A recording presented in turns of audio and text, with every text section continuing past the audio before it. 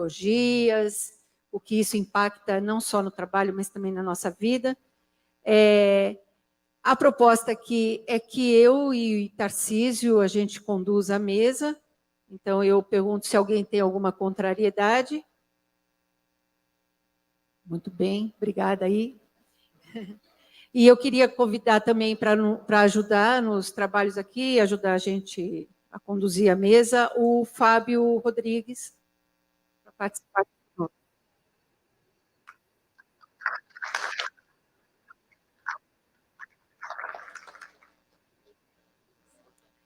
Bom, gente, então vamos para o que interessa. Eu queria convidar, então, nossa debatedora aqui, nossos debatedores, para nos ajudar aí no debate. Então, eu quero chamar primeiro a professora Fabiane Santani Previtali. Ela é professora na Universidade Federal de Uberlândia, Instituto de Ciências Sociais, no programa de pós-graduação em Ciências Sociais e no programa de pós-graduação em Educação. Graduada em Ciências Sociais pela Unesp, mestre em Sociologia e doutora em Ciências Sociais pela Unicamp, pós-doutora em História Social no Instituto IHC em Portugal, pós-doutora em Educação pela Faculdade de Educação da USP, pesquisadora do grupo de pesquisas Metamorfoses do Mundo do Trabalho, sob coordenação do professor Ricardo Antunes, na Unicamp, e coordenadora do grupo de pesquisa Trabalho, Educação e Sociedade, também na Universidade Federal de Uberlândia. Seja bem-vinda, Fabiane, obrigada aí pela presença e pela colaboração. Queria convidar também Israel Luz. Israel Luz é sociólogo, formador e pesquisador do Instituto Latino-Americano de Estudos Socioeconômicos, ILAESE. Obrigada pela presença. E, para completar aqui a nossa mesa, eu queria convidar também Ricardo Couturato Feste, professor de Sociologia da Universidade de Brasília, autor dos livros Fábrica Sem Patrão e As Origens da Sociologia do Trabalho, coordenador do grupo de pesquisa Mundo do Trabalho e Teoria Social. Obrigada, Ricardo, também pela presença. A dinâmica que a gente quer dar aqui é aquela que a gente vem adotando as outras mesas, então vai ter um tempo para os nossos debatedores e nossa debatedora aqui fazer a primeira, uma abertura, uma apresentação aí do tema. Depois a gente vai abrir para intervenções, 3 minutos, e vamos para um fechamento, tá bom? E aí eu vou seguir a ordem aqui da apresentação. Vamos começar com a Fabiane.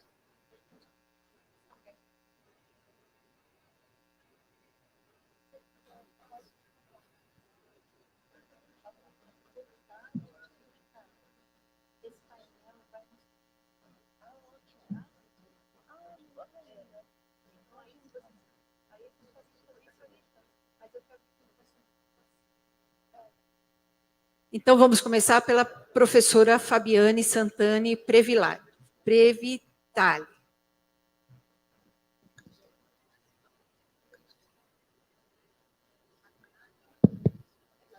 Tá ligado?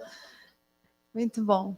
Gente, então, colegas, amigos, amigas, bom dia para vocês todos, todas e todes. Um prazer muito grande estar aqui. Agradeço imensamente o convite do Gilson, não é, da Luciana. Agradeço também o apoio da Yolanda, do Mário, da Pamela, enfim, de todos que ajudaram na logística, todos e todas que estão na organização e que eu tive contato e possibilitaram a minha vinda até aqui, nesse momento que é muito importante, um momento, né, de reflexão e de pensar estratégias para o sindicato, não é numa conjuntura, que não é só uma conjuntura, mas são coisas que parece que vieram para ficar.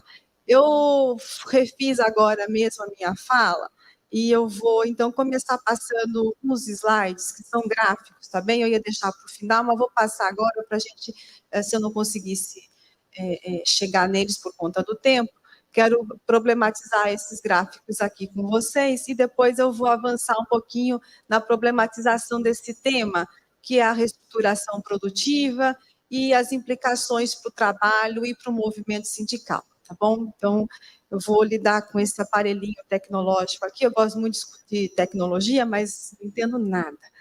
Mas os colegas ali da organização estão me ajudando muito, obrigadíssima também. Então, eu vou passar os slides aqui, olha lá.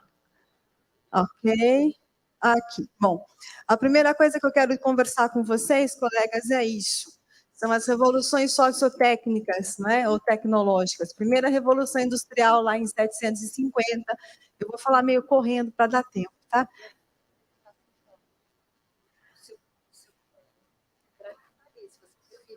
Eu olho lá. Muito bom. Então, olha aqui, nós temos a primeira Revolução Industrial em 1750, temos a segunda Revolução Industrial por volta de 1880, tá certo? A terceira Revolução Industrial, ali já no século XX, 1970, a Revolução Microeletrônica, né, quando começa essa coisa das tecnologias microeletrônicas, e a quarta que a gente está vivendo agora, a quarta Revolução Industrial, onde se coloca o teletrabalho, enfim, a discussão que estamos fazendo mais hoje, as tecnologias digitais, a internet das coisas e por aí vai. O que eu queria que vocês fizessem, para a gente poder brincar um pouquinho aqui, é fazer esse cálculo da primeira para a segunda, então de 750 para 880, de 880 para 970 e de 970 para 2011, tá bem? Então vamos fazer esse cálculo, tá bom? Depois a gente vai conversar sobre isso. O segundo slide é esse aqui, eu discuto, minhas pesquisas recentes têm sido sobre educação, e eu estou falando um pouco aqui sobre a porcentagem de professores contratados temporários, os terceiros, os não efetivos no campo da educação. Então, esse dado nosso, não é? Em Pernambuco, 44%, em Minas Gerais, 48%, São Paulo, 34%, Mato Grosso, 60%, Mato Grosso do Sul, 50%, Santa Catarina, 57% de professores temporários. Esse aqui é um outro gráfico também na educação básica pública, que eu também, a discussão que tenho feito no setor público, não é? Então, olha aqui, nós temos 1.700.000 docentes da educação básica pública, temos a grande maioria de concursados, 67%, mas olha aqui, temos os temporários, os terceiros e os CLTs. Chama a atenção, colegas, para os municípios. Vejam que dos contratos temporários, 55% estão nos municípios. Os municípios, senhoras e senhores, é para onde o poder público agora quer levar a educação básica, a municipalização da educação. 55% que detém a educação básica, não é? Primeiro, Fundamental 1 e 2, então, infantil, Fundamental 1 e 2, então, até o 9º ano está no município. O Estado está com 46%. Dos terceiros, dos terceirizados, dos municípios, terceirizados no município, 85%. 11% nos estados e o CLT nos municípios, 65%, e nos estados, 33,9%, tá certo? Aqui mesmo? Aqui. Muito bom. Aqui, então, é um caso lá de Minas, que eu venho discutindo bastante, apresentando, inclusive, no livro que o professor Ricardo Antunes nos dá a honra, né, de ter esse espaço para dialogar com ele e apresentar esses resultados de pesquisa. Dá uma olhada nisso aqui, porque é gritante em Minas Gerais. Então, os temporários, o laranja, os efetivos, o azul, percebam que não é mais da metade são temporários na educação. Esses profissionais todos da educação lá em Minas Gerais, dados do DIEES, e percebam como aumenta aqui, não é? Nos últimos 4 meses de 2021. Esse é o estado da educação básica no Brasil. A maior parte são temporários. Os concursos estão represados. O colega chamou a atenção para a morte do colega aqui, que chamou a atenção, né, que somos todos da classe trabalhadora. Exatamente isso. Porque a tendência é não haver mais o serviço público. O grande ataque do capital hoje é ao serviço público. O grande ataque ao capital, do capital hoje é precarizar serviço público, e para precarizar serviço público, precisa precarizar o trabalho do servidor público. Não é à toa a mudança na nomenclatura, né? na linguagem. Não se fala mais em servidor, não se fala mais em trabalhador.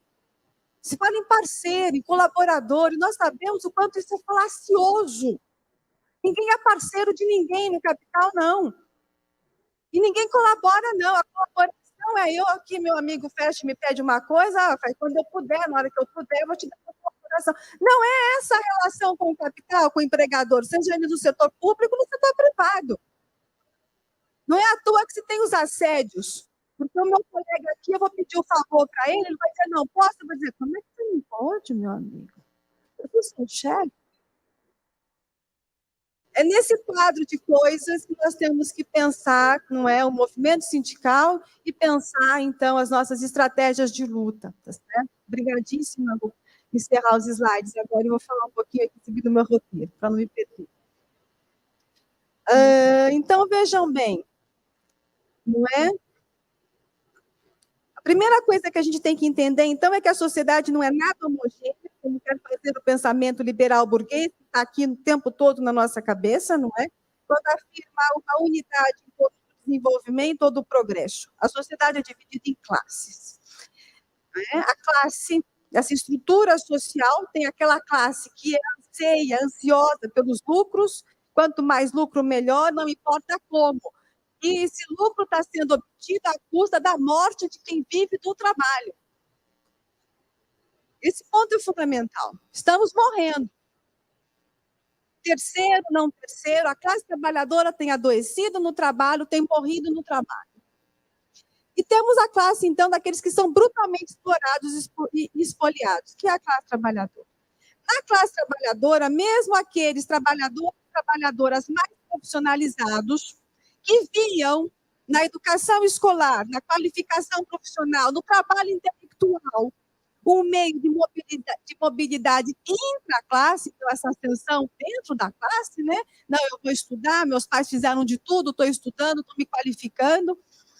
Para melhorar as condições de trabalho e de vida, estão sendo submetidos à precariedade e à precarização.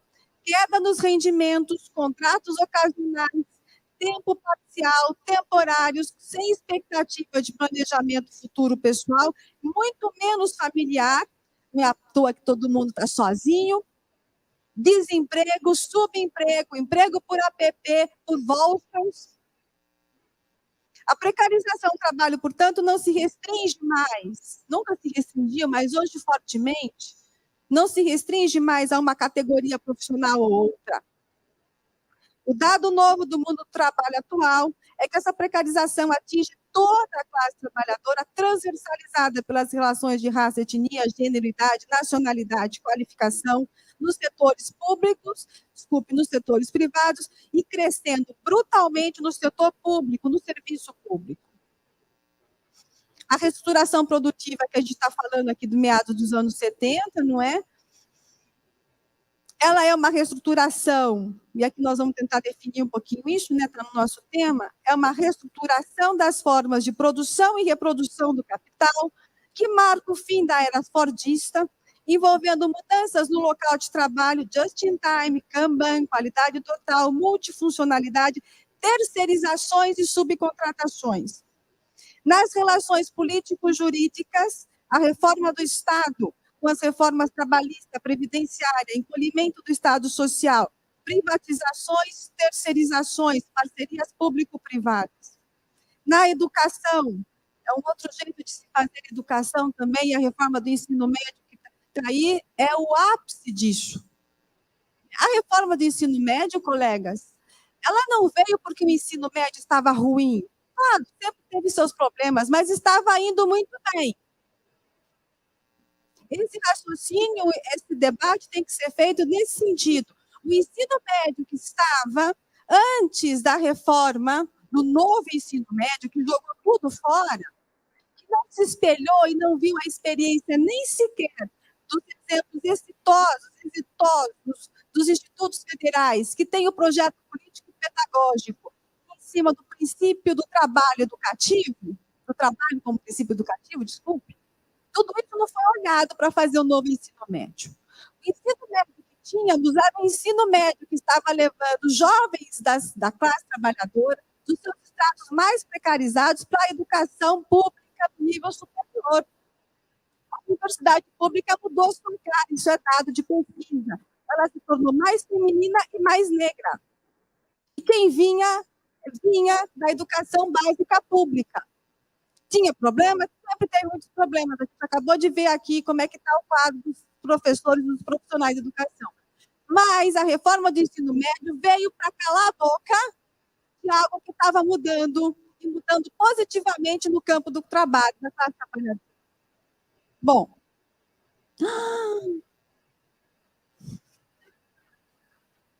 não cheguei nem no debate X da questão, mas tá bom. Muito bem, olha só então. No mundo inteiro nós temos, não é, o declínio desse Estado social de direitos, que é um Estado burguês liberal, construindo na luta com o trabalho, construído na luta, não é benesse, não, construído na luta com o trabalho, e esse Estado no mundo inteiro, não é, tem retirado direitos, encolhido para a classe trabalhadora. Nós temos dados aqui também de pesquisa, que em 2019, dados da OCDE, 60% da classe trabalhadora em países como Grécia, Itália e Espanha estavam no trabalho em tempo parcial, involuntário. Né? O que é esse novo trabalho? Intensificação e perda de proteção social, indeterminação das tarefas entre o trabalho abstrato e a vida, portanto, uma subordinação crescente à necessidade da reprodução do capital. Isso do teletrabalho vem com muita força.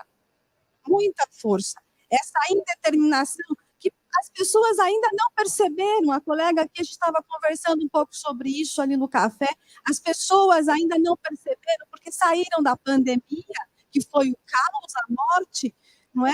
Ficando, trabalhando em casa e ali dando conta da casa mais perto das pessoas que gosta, que ama, está muito bem, mas o teletrabalho vai impondo um ritmo sem que as pessoas percebam de intensificação, de sobretrabalho, de assumir para si todo o custo do trabalho. Esse é o debate hoje. Em que condições vamos ter o teletrabalho? Qual é o controle que o trabalho vai ter sobre o teletrabalho? Como é que nós vamos para a mesa negociar isso? Porque o trabalho está impondo a meta. E o trabalhador, a trabalhadora individualizado, individualizada, ali no espaço do teu quarto, do teu escritório, não está percebendo que a meta está vindo e ele vai adoecer e vai morrer. E o trabalho não vai dizer para ele que ele morreu por causa do trabalho, não. Vai morrer por quê? Porque trabalhou demais, lavou roupa demais, porque as mulheres são fortemente impactadas pelo trabalho. Cuidou demais dos entes queridos, porque as mulheres são as responsáveis majoritariamente na esfera doméstica pelo cuidado, pela reprodução da força de trabalho.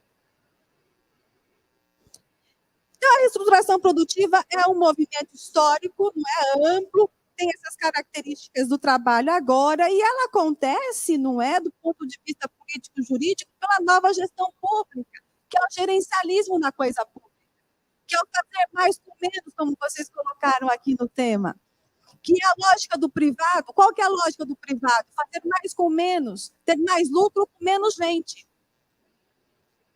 Por isso intensifica, né? Isso tem levado à desprofissionalização do trabalho. O que é a desprofissionalização? Perda do domínio sobre conteúdos e metodologias, declínio das convenções coletivas que dão o aval ao trabalho. Olha, você pode fazer isso você não pode fazer, o patrão não pode exigir, se exigir, você vem aqui. O teletrabalho elimina isso, porque sou eu como refém ali do meu chefe. Esse é o gerencialismo. Ao mesmo tempo, um novo profissionalismo, também chamamos de reprofissionalização, não é? Mas fundado no desempenho individual, na performatividade, na eficácia do cumprimento de metas e alcance de resultado, esvaziando as qualificações e a ética profissional construída coletivamente. Então, qual que é o negócio agora? Cumprimento. Na educação, não é ensinar. O processo de ensino-aprendizagem está subordinado o quê? A meta do aprendizado. O professor não tira mais licença agora. Ele é constrangido pela premiação, pelo pagamento por premiação, a não tirar a licença em saúde. É assim que funciona, por isso que ele ganha mais.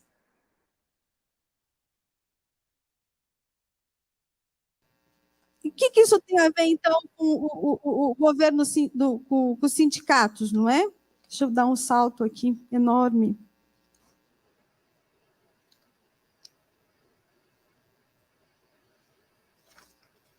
Deixa eu achar aqui. Quer que eu pare? Já vou parar. Então, é isso. O que isso tem? O que nós temos que fazer, não é? Os sindicatos trazem a marca da resistência ao controle e à precarização. A pobreza, historicamente, ela não tinha nenhuma resposta social focada no direito. Sempre foi uma questão de filantropia, de religiosidade, de benesse, não é? Da classe burguesa, das senhoras burguesas, com as suas boa vontade.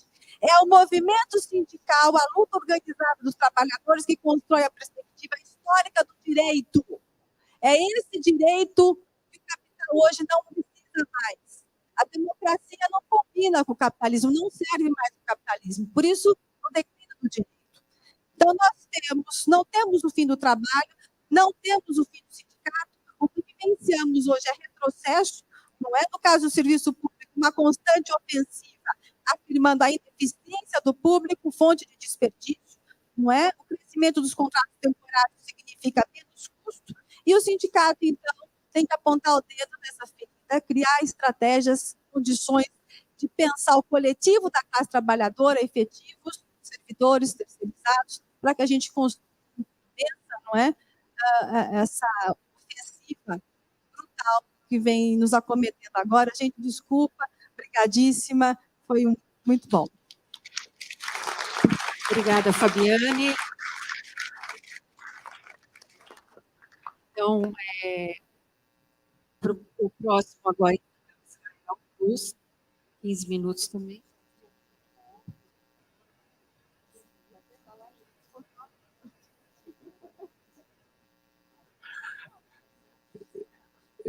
Bom dia, pessoal. Vou tentar ser pontual aqui, como a gente combinou, mas, sinceramente, eu acho que essa mesa, no dia de hoje, porque depois do dia de hoje, vocês vão, depois da mesa de agora, vocês vão tratar sobre assédio, né? Vai ter um debate sobre isso. Eu, francamente, acho que ela ganhou outro significado depois do dado aqui no início, né? Porque nós vamos trazer argumentos, dados e comparações históricas a fim de subsidiar o debate da categoria, mas pouca coisa pode ser tão eloquente quanto o que foi dito aqui, em termos de demonstração da situação a que os trabalhadores estão submetidos, né? Então, eu acho que a gente tem que pensar no debate de hoje fazendo um esforço para abstrair, de repente, as condições individuais que a gente tem.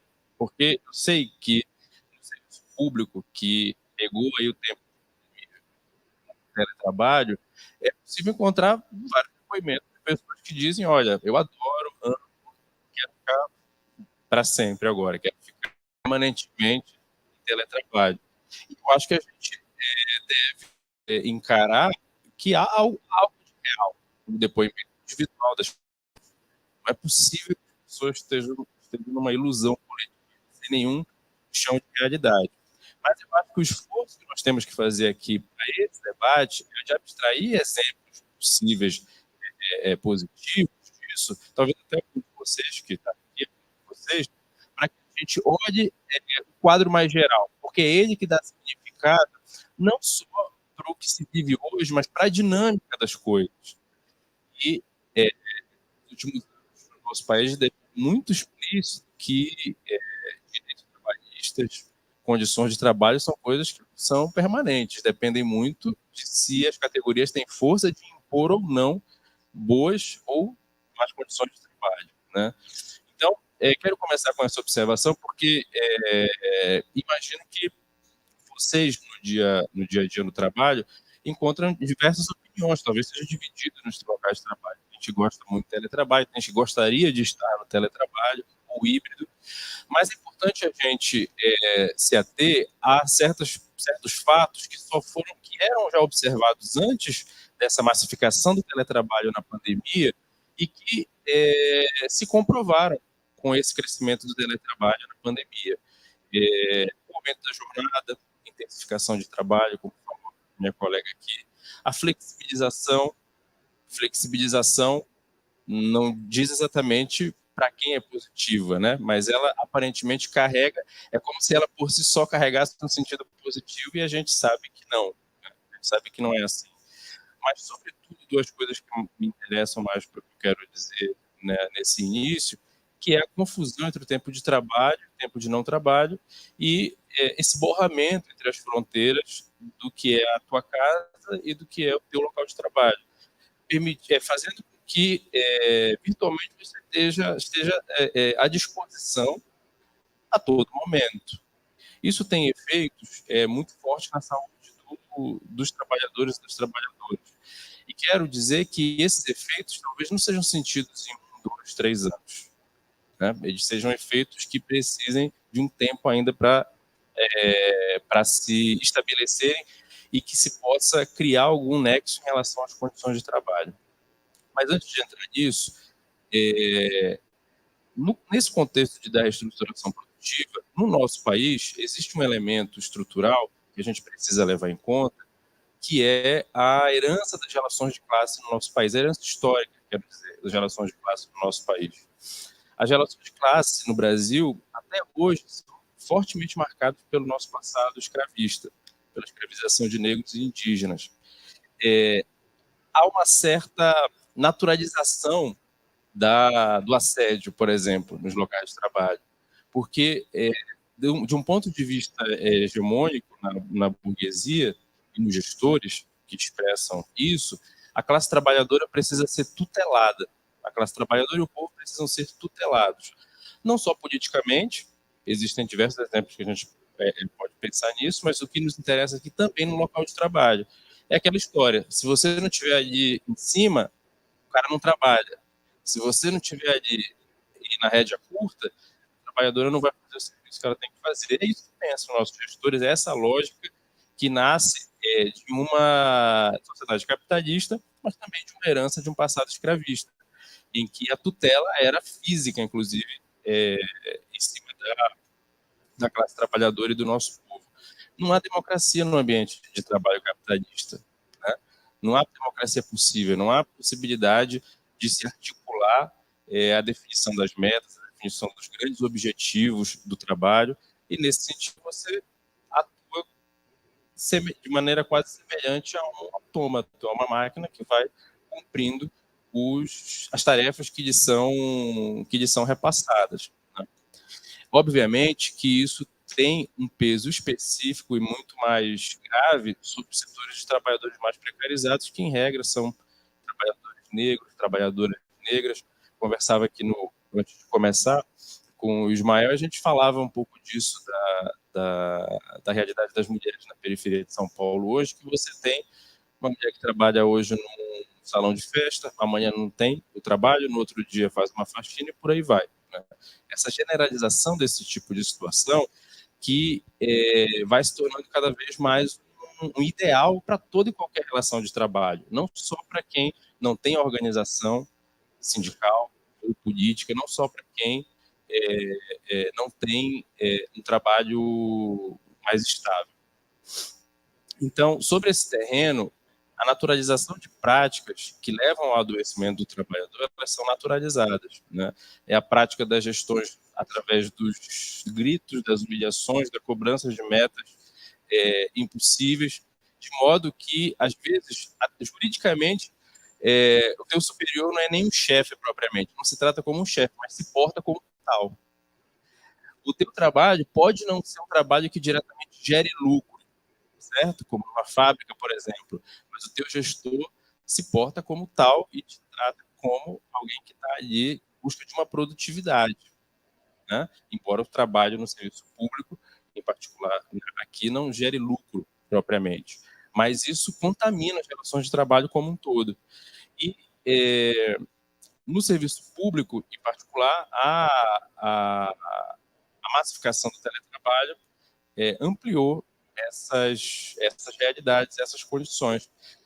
Com um adicional que é maligno, que é o seguinte: talvez mais do que em outros momentos, as chefias, gestões, enfim, elas nos colocam para ser co-gestores também, para nos autocontrolar também e nos comprometem com a nossa própria exploração ou com a nossa própria com o nosso próprio adoecimento, né? Isso é uma engenhosidade maligna do capital, porque faz você se sentir responsável por aquilo que na verdade te mata, faz você se sentir responsável por aquilo que na verdade mais dia menos dia vai te trazer consequências muito muito graves.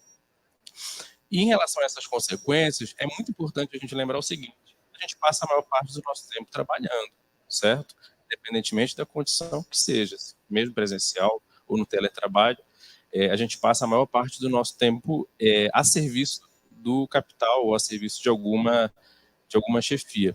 E dentro dessa lógica, quem se adapta ao trabalho somos nós, quando deveria ser o contrário. O trabalho deveria se adaptar às condições do trabalhador, as condições físicas, as condições emocionais, e isso não significa não ter objetivos nítidos no trabalho, isso não significa não ter planejamento, isso não significa cada um fazer o que quer, não é disso que se trata, mas se trata de ter relações de trabalho produtivas no sentido humano da coisa, produtivas no sentido de autorrealização individual e coletiva também, né? Então, nessa sociedade, nós temos que nos adaptar ao trabalho, e não o inverso, que deveria ser o correto.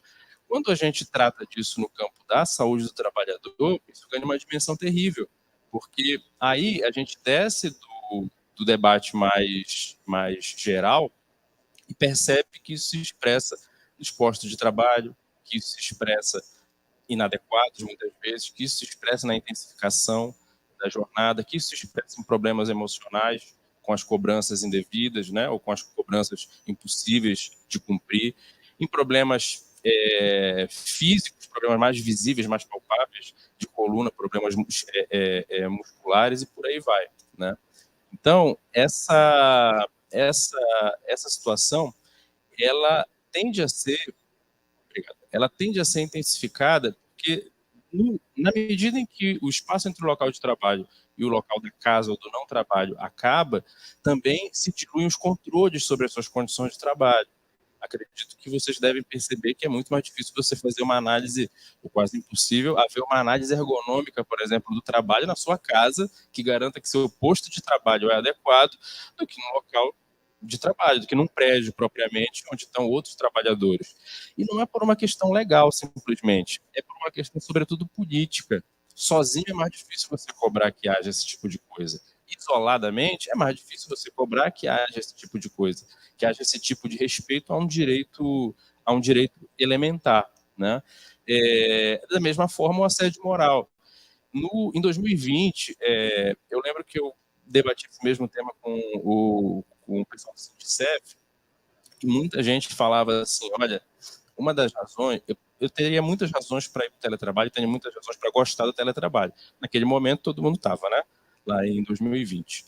Mas a principal, e eu lembro muito de uma companheira falando isso, a principal é que eu consigo fugir do assédio do meu gestor. Qual é a terrível surpresa? É que o assédio não acaba, mas ele entra na sua sala, né? Ele entra, seus filhos estão ali assistindo TV, o assediador está aqui com você está sozinho, ele está no seu escritório, quem tem casas em melhores condições tem um escritório, um espaço, quem não tem faz no quarto, faz na sala mesmo, e o assédio se intensifica de uma maneira tal em que você agora está virtualmente à disposição do assediador, inclusive. Então, tanto do ponto de vista físico, psicológico, quanto também no campo dos problemas de gestão, de organização do trabalho, e aí em relação à questão do assédio, a gente precisa retomar a ideia de que a saúde é uma questão, a saúde do trabalhador, ela é uma questão coletiva, por um lado, ela é uma conquista pela qual se deve lutar coletivamente, e ela também é um estado muito mais amplo do que simplesmente não estar doente. Para a gente falar de saúde do trabalhador de verdade, não basta você não estar doente, você tem que estar bem, de fato. Você tem que estar bem num sentido muito mais amplo do que o capitalismo consegue nos prover hoje, mas que pelo menos nos dá uma dimensão do que poderia ser, do que poderá ser, né?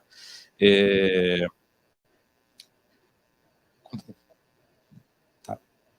E aí a gente percebe que hoje se torna uma questão fundamental o direito a você se desconectar do seu trabalho diretamente.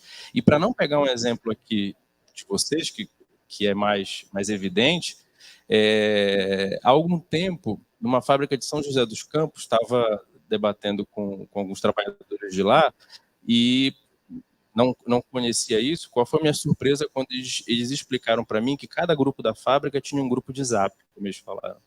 E cada grupo de Zap era o grupo, na verdade, do chefe daquele setor dirigindo o trabalho deles. Então, o trabalhador dividia a atenção dele entre a máquina e entre o grupo de Zap. E no grupo de Zap, evidentemente, era a cobrança do aumento do ritmo, né? Era a atualização de que estava se chegando à meta ou que não estava se chegando à meta, se teria que cumprir. Percebam que a questão dessa conexão permanente vai para muito além do teletrabalho.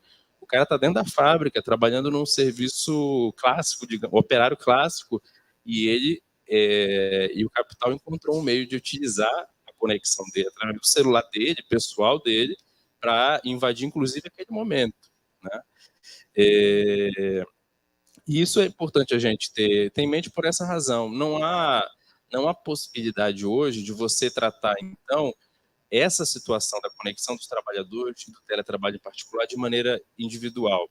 Valorizo muito os depoimentos e espero muito que vocês falem bastante, tragam bastante contribuições, mas quero que a gente faça esse esforço de olhar o panorama mais geral, porque, e aí termino com isso, as condições atuais que porventura sejam positivas para algumas partes da categoria, a gente tem que ter em mente que elas são uma fotografia do momento. Na medida em que o teletrabalho desarticula a resistência dos trabalhadores, na medida em que atomiza mais ainda as categorias, no momento que se aumentar metas, no momento que se aumentar a cobrança, permanecendo do jeito que está, vai ser muito mais difícil garantir que as condições voltem ao que eram ou que sejam melhores. Então, quero que a gente faça essa reflexão que eu queria trazer e, bom, vamos ao debate. Muito obrigado. Obrigada, Israel. Eu te agradeço. Então, agora, vou passar a palavra aqui para o professor Ricardo Couturato Feste. Alô. Bom dia a todos, todas e todos. Queria começar agradecendo ao convite. É um prazer estar mais uma vez participando de um debate, de uma atividade do Sintrajude. Gostaria também de me solidarizar e expressar meus sentimentos, né, a esse companheiro que perdeu a vida, ao informe que foi dado pelo Eli e Raquel. Acho muito importante que um sindicato não só olhe para essa dimensão, mas veja também, né, os terceirizados como parte da sua categoria, como parte da sua própria luta, né, porque a fragmentação do mundo do trabalho, o qual tem tudo a ver com o tema dessa mesa, é uma parte da estratégia do capital, né, nos dividir. Antes nós todos éramos de uma mesma categoria, né, as pessoas da limpeza, da segurança fazia parte do mesmo sindicato, e a terceirização que ocorre em todos os segmentos da economia, ela divide também a luta. E esse tema, ele acho muito importante também, como foi dado o informe, não é uma questão individual. Na hora me lembrou a um caso paradigmático que aconteceu nos anos 90 na França, que no processo de reestruturação produtiva da France Telecom, a privatização dessa empresa, no processo de reestruturação produtiva se previa demitir 22 mil funcionários, 33 tiraram suas vidas. Né? Isso foi em meados dos anos 90. Isso foi um marco, uma inflexão dentro da discussão política do movimento sindical, dos estudos sobre trabalho, porque tinha tudo a ver com o trabalho. Não é uma decisão individual, né? Não foi um ato individual, mas tem a ver com o trabalho. É um problema do trabalho, é um problema da saúde do trabalho. E então, eu acho importante, é triste que tenhamos essa notícia, mas é importante que o sindicato e a categoria olhem para ela com essa atenção. Eu organizei uma fala que, pensando até o tema da mesa, eu planejei fazer uma perspectiva um pouco mais histórica sobre o processo ao qual nós estamos vivendo. O que está em jogo hoje no mundo do trabalho? E que envolve, obviamente, a luta dos sindicatos, mas também envolve a luta das organizações progressistas, dos partidos políticos. O que está em jogo é o sujeito coletivo. O que está em jogo é a organização coletiva. E o que está em jogo é a gente se ver enquanto classe. Isso está em jogo. Há um processo profundo de individualização que vem ocorrendo nas últimas décadas, e que eu quero tentar, com a minha fala, problematizar, trazendo uma perspectiva mais ampla. O meu grupo de pesquisa, o nosso grupo de pesquisa lá na Universidade de Brasília, a gente tem estudado a plataformização, a uberização do trabalho. E uma categoria que nós estamos olhando com atenção desde 2020 são os entregadores por aplicativo. Vocês devem estar acompanhando agora, com a mudança de governo, né, se abriu um debate sobre a regulação. Nós estamos implementando, nesse momento, uma survey, né, um questionário online no primeiro momento, na primeira etapa, e na segunda nós passaremos aí a campo a entrevistar. Veja, nós já temos alguns resultados parciais. 300 pessoas responderam, né, 160 foi até o final, e ao final estão as questões que a gente mais quer, né, saber. Então, por exemplo, a questão da regulação. A maioria desses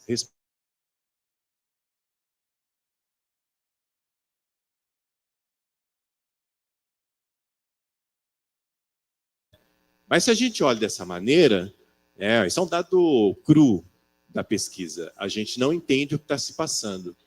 Quando nós vamos entrevistar esses trabalhadores, aí nós entramos na chama de pesquisa qualitativa, nós vamos escutar as pessoas, eles querem direito.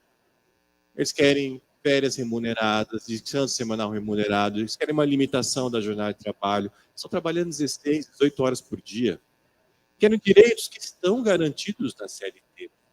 Então, há um processo ideológico, obviamente, construído nos últimos anos, que leva a uma defesa da flexibilidade, que leva à ilusão de que o trabalho uberizado, plataformizado, é um trabalho onde te traz mais liberdade. A palavra liberdade, ela ganha um sentido importante dentro desse contexto maior, o qual eu falo que é o que? O neoliberalismo. É a sociedade capitalista em sua fase neoliberal. Se a gente olhar o último grande movimento de massa contestatório da sociedade do capital, né, a última vaga, que a gente pode chamar das revoltas, das rebeliões da classe trabalhadora, que vai dos anos 60 até 88, com a implementação da Constituição no Brasil, que pega vários países, pega a França, maio, junho de 68 na França, pega as greves do ABC Paulista, pega o Cordobaço na Argentina. A gente tem um levante do mundo do trabalho contra a forma que o trabalho era organizado no século XX. O terrorismo fordismo. E nesse movimento não tinha só a classe trabalhadora, você tinha a juventude, você tinha os estudantes, você tinha um conflito geracional, tinha as bandeiras contra o mundo do trabalho, aquele trabalho fordista, monótono, padronizado, que não envolvia o intelecto da maioria dos trabalhadores, a divisão extrema entre executar e o planejar, mas também tinha bandeiras das revoluções dos costumes, a revolução sexual, o feminismo, o início do movimento LGBT com mais força, a organização e a reorganização do movimento negro no Brasil, no processo de redemocratização, e isso traz uma série de novos sujeitos e novas bandeiras.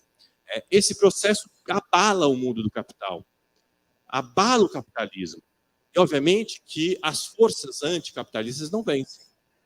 O capital ele é inteligente, ele se reorganiza, ele reincorporou, ou ele incorporou parte de muitas das bandeiras que foram levantadas em 68, 78, nos anos 80.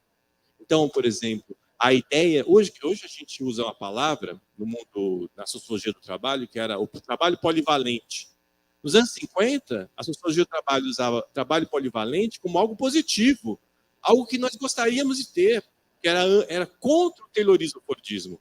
Era o trabalhador que possa pensar, que possa fazer mais do que uma atividade. Mas o que nós temos após 60, após os anos 70, com a reestruturação produtiva, é um processo de incorporação junto com a organização, com maquinário, novas tecnologias, de vontades, anseios que foram expressos nesses movimentos. Isso vai criar um novo modo de vida. O neoliberalismo, e acho que isso é importante, ao longo dos anos 90 se discutiu o neoliberalismo a partir das questões jurídico-políticas. Hoje há uma compreensão que o neoliberalismo é muito mais do que isso. O neoliberalismo tem uma totalidade. Ele criou um modo de vida. Ele atinge os nossos sentimentos, as nossas vontades. Essa atuação está presente no nosso cotidiano. Então, nós temos que olhar o processo de reestruturação produtiva ou as crises que vivemos no mundo do trabalho dentro desse contexto. Por exemplo, a revolução sexual, que se expressou nos anos 60, ela é incorporada no consumo. Os produtos são mais erotizados. Há uma sensualidade, há uma estética, há uma padronização dos produtos e há uma padronização dos trabalhos. Os trabalhos se tornam flexíveis. Mas a flexibilidade que se pedia na crítica ao taylorismo-fordismo não é a intensificação do trabalho que nós vivemos hoje. Então, essas são questões importantes. Por exemplo, a luta pela diminuição da jornada de trabalho diminuiu em vários países. Só que, ao mesmo tempo, se intensificou. Se intensificou com maquinários novos, com novas tecnologias. Eu estava pegando um estudo agora recente sobre a França, que lá a jornada, se não me engano, 35, 36 horas semanais. A minoria trabalha 35, 36 horas. A maioria está acima disso. No Brasil, os dados são diferentes. Nós temos uma quantidade enorme que trabalha excessivamente, jornadas excessivas, e uma quantidade muito grande que tem trabalho imparcial, ou seja, insuficiente, menos de 35 e 30 horas, que significa, no caso do Brasil, que ele tem um rendimento que ele recebe é insuficiente para ele se manter. É o trabalho intermitente, é o trabalho dos temporários. Então, todo esse conjunto de reorganização do mundo do trabalho, da reestruturação produtiva, que envolve uma reengenharia social, que envolve o Estado, que envolve ideologia, que envolve maquinário, que envolve automação, ele produz o que nós chamamos de neoliberalismo, ele atinge a subjetividade do conjunto dos trabalhadores. E essa consequência é uma desintegração do sujeito coletivo. A gente passa a lutar por questões individuais, ainda que juntos, ainda que de forma coletiva, mas não por bandeiras de categoria ou da classe como um todo. Por exemplo, e aí estou indo para o meu final, processo de destruição da previdência social. Destruição, isso é planejado, é pensado, quando é dito que ela é deficitária, é construído isso. e, ao mesmo tempo, nos jogam para as previdências privadas, nos jogam para o rentismo, nos jogam para a financiarização. O que faz isso? Cada um vai tentar buscar garantir sua aposentadoria. Antigamente, a classe trabalhadora tentava lutar por quê? Pelo quê? Por uma previdência social, para que a gente mantivesse coletivamente aqueles que dedicaram sua vida possam ter um bem-estar pós-trabalho. Aumentamos a expectativa de vida. Poderíamos ter mais tempos livres, mais lazer. Então, essas questões nos trazem grandes desafios para pensar o mundo sindical. Essa perda do sujeito coletivo passa pela individualização e pela exteriorização do trabalho. Queria destacar isso e vou caminhando para o final da minha fala. A reestruturação produtiva tem vários aspectos, mas uma delas é a exteriorização do trabalho, ou seja, você deixa de fazer o trabalho no local e passa a terceirizá-lo. O primeiro momento foram as terceirizações, o segundo momento foi a exteriorização extrema, ou seja, você joga para o indivíduo, que é o caso dos plataformizados, dos uberizados, a responsabilização pelo seu trabalho. Nós olhamos muito para os entregadores e motoristas, mas você tem um conjunto de trabalhadores hoje atuando em plataformas que eles se responsabilizam por tudo. Pela sua previdência, em geral eles não pagam previdência, estão na informalidade, pelo seu local de trabalho, que é a sua casa, pela sua saúde, pela ergonomia, etc. Quando a gente olha isso, esse conjunto, a gente pensa assim, bom, mas eu sou do setor público, eu sou professor de uma universidade pública, nós temos mais proteção, nós temos mais garantia. Não se engane. A plataformização é testada primeiro em algumas categorias. Ela tem o potencial de se ampliar. Todos vocês já estão plataformizados quando entram no teletrabalho e usam uma tecnologia que faz a mediação entre o local. Isso abre um potencial de mercantilizar todos os aspectos da vida, que é que os meus colegas já retrataram aqui. Esse é um aspecto fundamental do neoliberalismo. E o capital sacou isso. Não precisa privatizar tudo. A gente mercantiliza tudo, que é diferente. Quando eu estou aqui dando aula, usando um programa, o Microsoft Teams, eles têm dados sobre o que eu estou fazendo. Isso abre uma possibilidade. Agora, na minha universidade, estão discutindo transformar os cursos em a possibilidade de 100% de uma disciplina em EAD. Disso para passar para gravar as aulas e disso para contratar um plataformizado, um professor uberizado que vai gravar a aula e isso vai servir por alguns anos, é um passo. Mas tem que mudar a lei, é verdade. Nós temos sindicatos mais fortes, o movimento sindical no setor público é mais forte? Mas nós estamos sendo atacados por todos os lados e a gente está ficando meio que a refém, no canto. E a gente tem que tomar cuidado em relação a isso. Então, a minha fala ia nesse sentido, para abrir o debate. O processo histórico que a gente tem vivido é a destruição do sujeito coletivo.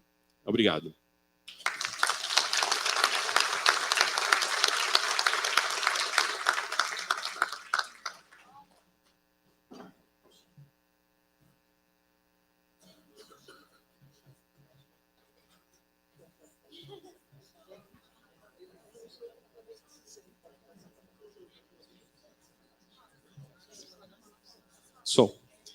Bom, obrigado por enquanto à nossa expositora, aos nossos expositores.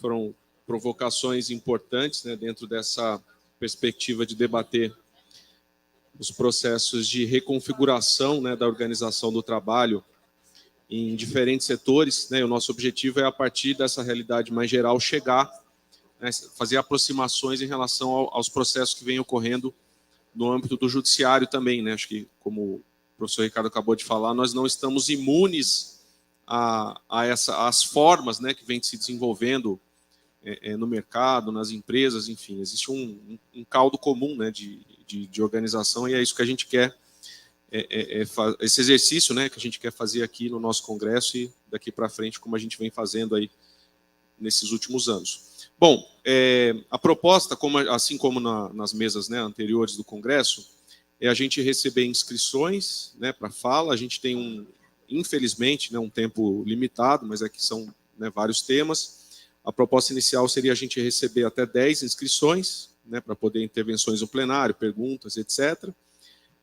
Havendo mais, né, a gente faria o sorteio, né, como foi feito nas outras mesas, e um tempo aí de até 3 minutos, né, para essas falas. E aí depois a gente devolve, né, para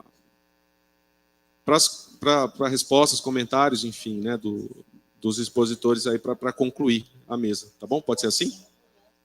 Ah, é verdade, desculpa, bem lembrado. A Cláudia falou, a gente também, assim como nas anteriores, dessas 10 falas, né, 5 falas para mulheres e 5 falas para homem alternadamente, né? Então, o critério do sorteio. Ah, tá bom. Mulheres, para facilitar, tá, gente, para agilizar, com a Angélica, pode se inscrever lá, e homens pode se inscrever aqui junto com a Juliana. A gente vai fazer aquele sorteio básico.